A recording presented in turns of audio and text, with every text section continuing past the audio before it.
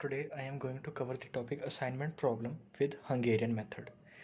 तो इसमें क्या है कि असाइनमेंट्स कैसे अलॉट की जाएं हंगेरियन मेथड के थ्रू इसको सॉल्व करेंगे। सबसे पहले क्वेश्चन गिवन है W stand for the workers and J stand for the job.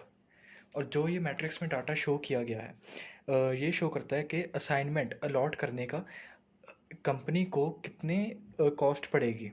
अगर फर्स्ट वर्कर जॉब 1 कर रहा है तो इसकी कॉस्ट अलॉटमेंट कॉस्ट 82 रुपीज़ आएगी। अगर वही वर्कर सेकंड जॉब करता है तो उसकी कॉस्ट 83 रुपीज़। तो इस क्वेश्चन को हंगेरियन मेथड के थ्रू कैसे सॉल्व किया जाएगा कि असाइनमेंट जो है वो किस वर्कर को कौन सी जॉब अलॉट की जाए कि जो कंपनी की कॉस्ट है वो कम से कम आए। तो इसको सॉल्व करने के लिए सबसे पहले आपको ये चेक करना पड़ेगा कि कंपनी कॉस्ट मिनिमाइज़ करना चाहती है। तो सबसे पहला स्टेप है इसका रो रिडक्शन। इस टेबल के बाद बनेगा row reduction table. Row reduction table में क्या है, आपने इस टेबल की हर रो चेक करनी है कि कौन सा ऐसा नंबर है जो इस रो में सबसे छोटा है। तो आपने उस नंबर को हर नंबर में से सब्ट्रैक्ट करना है। जैसे फर्स्ट रो में 69 सबसे छोटा है तो हम इसमें से 69 माइनस करेंगे। सेकंड रो में 37, थर्ड रो में 5 एंड लास्ट रो में 8। तो फर्स्ट रो में जब 69 माइनस करेंगे तो इसकी वैल्यूज़ आएंगी 82 माइनस 69 13, 14, 0 एंड 23। ऐसे ही सेम 40, 0, 12 एंड 55, 6, 64, 0 एंड 81, 0, 1, 90 एंड 15। तो ऐसे ये टेबल हमारा कंप्लीट हो गया। इसके बाद नेक्स्ट स्टेप है कॉलम रिडक्शन। रो रिडक्शन के बाद आएगा कॉलम रिडक्शन। ये भी सेम है, जैसे रो रिडक्शन में सबसे छोटे नंबर को हर नंबर से माइनस किया था, सेम ऐसे ही हर कॉलम में से अब सबसे छोटा नंबर माइनस होगा। जैसे इस कॉलम में सबसे छोटा 0 है तो 0 को हर एलिमेंट में से माइनस किया जाएगा।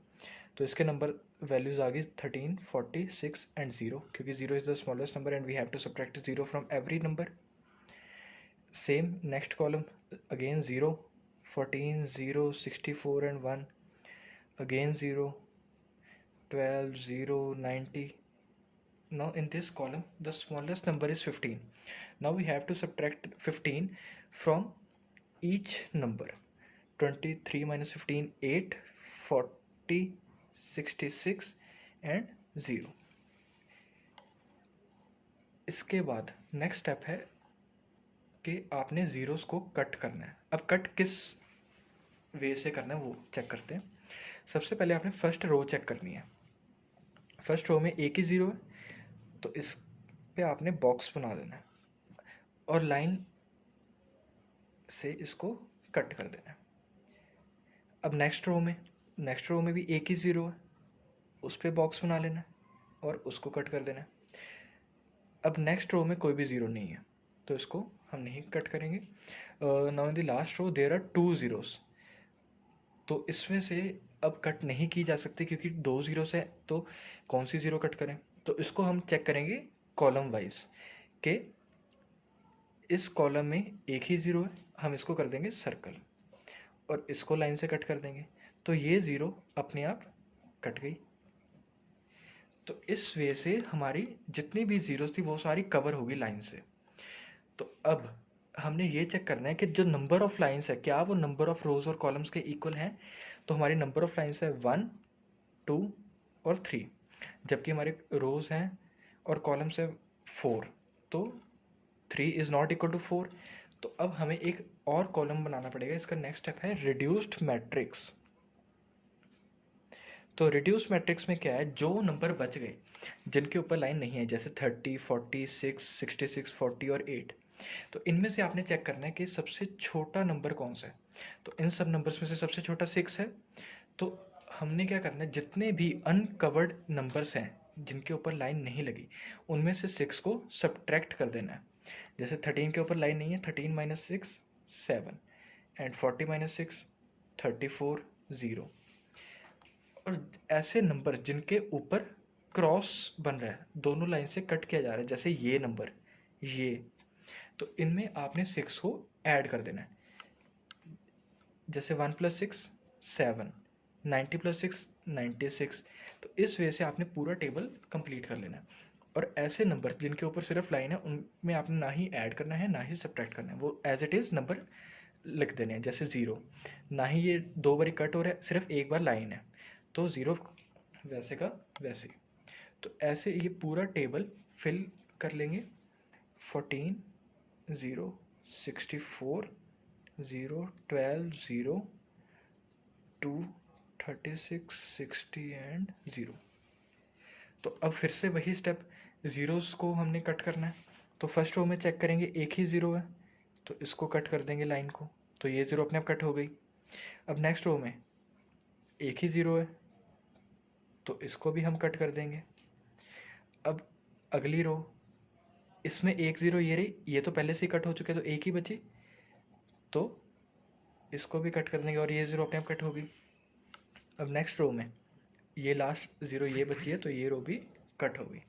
अब हमारी नंबर ऑफ लाइन्स आ गई हैं 4, जो कि हमारे रोज़ और कॉलम्स के इक्वल है। तो यहाँ पे हमारा जो लास्ट स्टेप है रिड्यूस मैट्रिक्स का, वो ख़त्म होता है। तो इसके बाद अब हमें फिर से रिड्यूस करने की ज़रूरत नहीं है। तो इसके बाद हम क्या करेंगे, जो वैल्यूज़ थी मेन क्वेश्चन की, वो हम नेक्स्ट टेबल में लिखेंगे। 77 11 8 37 69 9 49 5 98 एंड 92 86 और 23। अब हम ये चेक करेंगे कि हमने असाइनमेंट्स किस किस नंबर पे अलॉट की थी। जैसे फर्स्ट रो का 3rd एंड दिस वन। तो ऐसे हम उन नंबर्स को बॉक्सेस में डाल देंगे। तो अब जो हमारी कॉस्ट है वो कैसे निकलेगी, जो हमने नंबर्स को बॉक्सेस में डाला है, तो इनको अब हम लास्ट में प्लस कर देंगे। तो इनको प्लस करने के बाद आ गया 3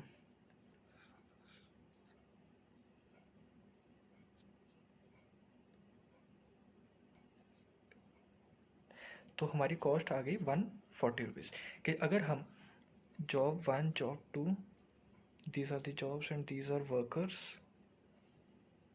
कि अगर हम फर्स्ट वर्कर को जॉब नंबर 3 अलॉट करते तो इसकी कॉस्ट हमें सबसे कम पड़ेगी, और वर्कर 2 को जॉब 2 देने पे सबसे कॉस्ट कम आएगी, और वर्कर 3 को फर्स्ट जॉब देने से और वर्कर 4 को फोर्थ जॉब देने से हमारी जो कॉस्ट है वो सबसे कम आएगी। तो इस मेथड से हम असाइनमेंट्स अलॉट करते हैं।